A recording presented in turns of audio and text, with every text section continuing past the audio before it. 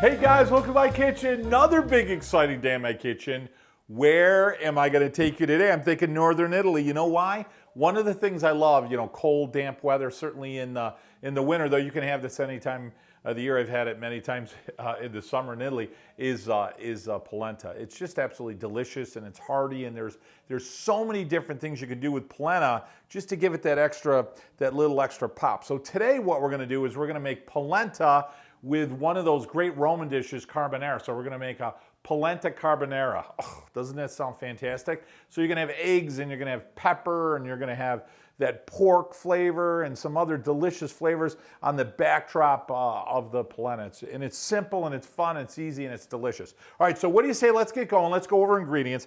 First thing you guys are going to need, you're going to need some chicken stock. Now, a lot of times when you make polenta, I hear people say that you add water, and you can do that. I hate adding water to anything. Water always dilutes flavor. That's my motto. That's what I think. So I always want to add flavor. So in this case, you can add any kind of stock you want if you want to add vegetable stock. But today what we're going to do is we're going to add one quart of chicken stock. Now we got polenta. So you're going to want to use a yellow, though it doesn't really have to be yellow, but traditionally it's going to be a yellow cornmeal is what you're getting, or a polenta. And what you want to add to it, I like at least a coarse, no less than a medium grind.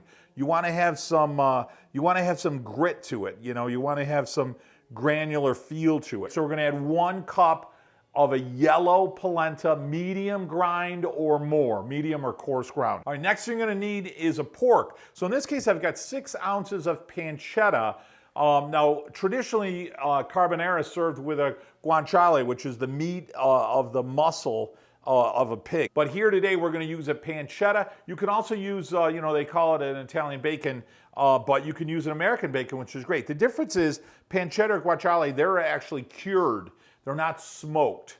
So what you're going to see is American bacon is going to be cured and then smoked. So today we're going to use 6 ounces of pancetta. We're going to need eggs. So what I've got here is I've got 4 egg yolks, and I've got 2 whole eggs. And quick tip on eggs, if you can get the organic, cage-free, pasture-raised, they're a much better egg. You're gonna see the yolk is yellow and vibrant, and the flavor of the egg is actually much, much better. You're gonna need 3 tablespoons of milk, and we're gonna add that into the eggs. Next, guys, you're gonna need some cheese, Pecorino Romano. Man, that is good. That cheese is made from sheep's milk, and that's the cheese specific to a carbonara, and I'm going to tell you why. In that middle area, Rome and north of Rome, and then as you go out to Sardinia, a lot of men were raising sheep. So Pecorino Romano is actually made from sheep's milk, and it's just delicious. And again, specific to those 4 Roman pastas, carbonara being one of them, you're going to see Pecorino Romano is the cheese, the go-to cheese of choice. Next, guys, what we're gonna need here is we're gonna need some butter. So don't get upset. I know butter traditionally doesn't go in a carbonara, but Northern Italy, you're gonna see butter commonly paired with polenta. And I find that it softens the polenta a little bit, adds a little fat, adds a little flavor, so get a really good quality butter. We're gonna use 2 tablespoons of butter. You're gonna need some salt. I've got here some Sicilian flat sea salt. You are gonna need some pepper, and pepper's critical for this recipe. So we're gonna use a medium grind of pepper, and fresh ground, I'll tell you, only way to go, because if you pre-grind pepper, I see that, it dries out, the oils dry out, the flavor of it is entirely different than a fresh ground pepper. You're gonna use about a half to a full teaspoon, depending on what you like. And last but not least, guys, you're gonna need some olive oil, and you're gonna want something phenomenal, extra virgin, Italian, something delicious. I know you're thinking, where would I get that, Joe? How can I find it? Look no further, guys. Vito and Joe's olive oil. I named it after my two boys. We own a farm in Italy. Anyone new to our channel, it's right above the heel. It's in Puglia, Italy. We co-op with a whole group of farms to bring you some of the best true extra virgin olive oil you're ever gonna taste. And I know what you're thinking. You're thinking, man, I'd love to get it. And I'm gonna tell you how to get it. You just go to my website, Cooking Italian with Joe, or you go to my Facebook page, Cooking Italian Joe, and just click buy it now. We've got a couple of sizes, smaller and the larger bottle. We drop ship it right to your front doorstep. Grab yourself a few bottles. And I think of it as taking a trip to Italy right in a bottle. It really is that delicious. Okay, guys, let's get cooking. First thing I want to do is I want to heat up my chicken stock, my quart of chicken stock. So I've got a medium-sized saucepan here. I'm gonna go ahead and fill it right up with some stock. Now we wanna go ahead and heat this up till it just starts to bubble, till it starts to boil. And then we're gonna go ahead and add our polenta. Now we're not using water here, guys, so if I was using water, I'd wanna season it with salt, but my chicken stock already has salt, my pecorino already has salt, my butter is salted, and my pancetta is salted. So I'm not saying we're not gonna add a salt, but if anything, we'll add a pinch. Be very mindful of how much salt you add because there's already a lot of salt in the ingredients. So it's really not necessary to add much, if any, salt. Now, while my stock is heating up, I want to go ahead and get my pancetta heated up, and I'm going to cook it till it gets nice and brown and crispy. So I'm going to go ahead and take maybe a tablespoon of Vito and Joe's olive oil. And I'm going to take my pancetta. And now, guys, what I want to do is get my pancetta or guanciale or your bacon, get it coated with that olive oil, and it's just going to cook a little bit better. I find the olive oil gives it a little bit better crisp. While I got everything cooking and heating up over there, real simple, I want to take my egg yolks, my whole eggs, and my milk, and I want to mix that together. Oh, there's your carbonara right there. Isn't that gorgeous? And look how nice and yellow and gorgeous those yolks are. My water's boiling, so I'm going to turn the heat way down, like really, really low. Now I'm going to take my polenta and give it a good stir. And the key here is I don't want to have any lumps. So Nonna Borio, my grandmother, she always used a whisk when she added it, and that just prevented any lumps from forming. Oh, look at that. So give it a good stir here, but good 30 seconds or more. And just make sure you're going through it to make sure you got no lumps in there. Keep that heat really low and stir it. Quick look here at our pancetta. That is absolutely perfect. Love it. So make sure everything's cooked really well, which it is. And I'm just going to shut the heat off, and I'm going to put this off to the side. It's been just a few minutes. I've stirred it really well. So what I want to do, I want to keep a cover on this nice and tight, and I'm going to leave it on there. And then about every 2 to 3 minutes, I'm going to make sure I stir it.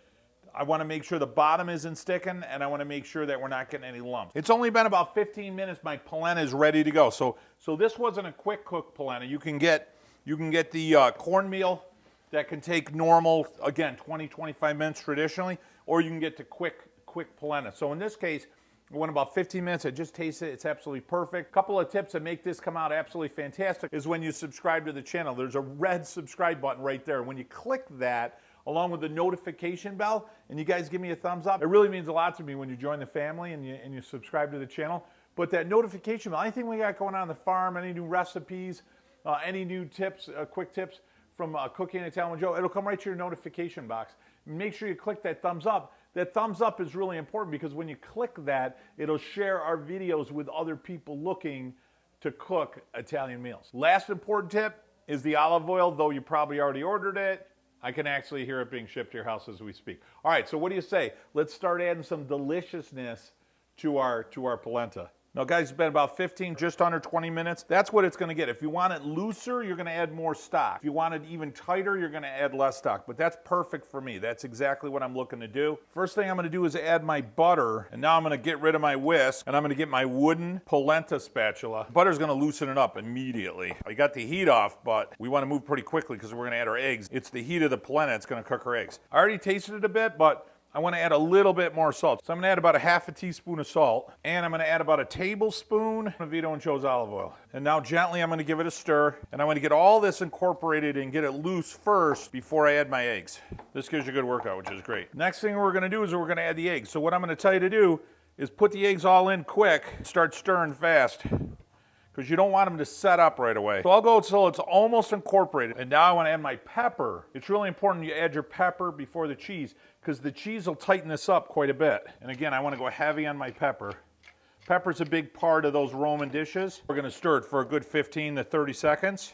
All right, now everything's fully incorporated. Now it's cheese. So here I've got a half of a cup of grated Pecorino Romano. Stir it right in. Oh, does that look good? Now one little last trick that Nonna Borio would do. You see all that beautiful flavor there from my pancetta? I'm gonna go ahead and maybe add just a teaspoon, maybe a little bit more of that oil, because that is just full of flavor. And then really slow, go ahead and incorporate that. Is that gorgeous? All right, guys, what do you say? Time to plate this or what? Now we're gonna put our pancetta. So I'm gonna use about 2/3 of the pancetta, and I'm gonna put it on top like bacon bits. And yeah, I'm gonna add a little bit more pecorino right on the top. Favorite time, taste time. Traditionally in Italy, this is your main dish. Just like you'd have a pasta carbonara, In this case, you're gonna have a polenta carbonara, and this is gonna be your pasta dish. All right, so I'm gonna go ahead and plate this. Add a couple scoops here with some of those bits. Go ahead and put a little bit more of my pancetta pieces on the top here. And then, yes, I know, we're gonna go to Sardinia, grab some pecorino. Oh, does that look good, right? And see how nice and loose it got? When you added the fats and the cheese and the butter, everything just got nice and smooth. You can smell the cheese and the pancetta. And the corn. The pancetta is just absolutely delicious. And you could taste the pancetta in the polenta because we put a couple of tablespoons of the oil in there and the cheese. The polenta tastes absolutely gorgeous. It's just that al dente. It's just to the tooth. It's got a little bit of chew to it. And it finishes up with the cheese and the pancetta, a little bit of the egg. And what's hitting me right now is that pepper. You can really start to get a little bit of the heat of the pepper, which is great. If you do have any leftovers, you know, put it in a container in the refrigerator for a day or two, and then what you do is you make little patties out of it, and then you fry them. So like little mini burgers, if you will, and then you fry them, and you make these little fried patties. Oh, and those are great just to set aside really anything. Again, breakfast, or a nice little side to any type of meat. This would really go well with a meaty dish. Guys, thanks so much for joining me in my kitchen today for polenta carbonara. A couple other things just to remind you before you check out now. Make sure you hit that subscribe button, the notification bell, and be sure to give us a thumbs up. Really important to share our videos. If you haven't already, make sure you visit us on our webpage, Cooking Italian with Joe, where all our recipes are already posted for you, or on our Facebook page, Cooking Italian Joe. Grab yourself a few bottles for the family. And last and truly, my most important tip, guys, something that I want to share with you every week. In fact, it's one of the main reasons that we do our videos. Some of you guys know my dad actually passed away not too long ago. And one of the beautiful parts of our family that my dad was so instrumental in was not only celebrating our heritage, whatever that may be, guys, it doesn't have to be Italian, right? But more importantly, you set traditions. You set traditions to bring yourself together. So, you know, get around the table once a month, a couple times a month with your family, have them tell stories. Certainly creates a table full of love. Until we visit each other next week, guys, mwah, buon appetito.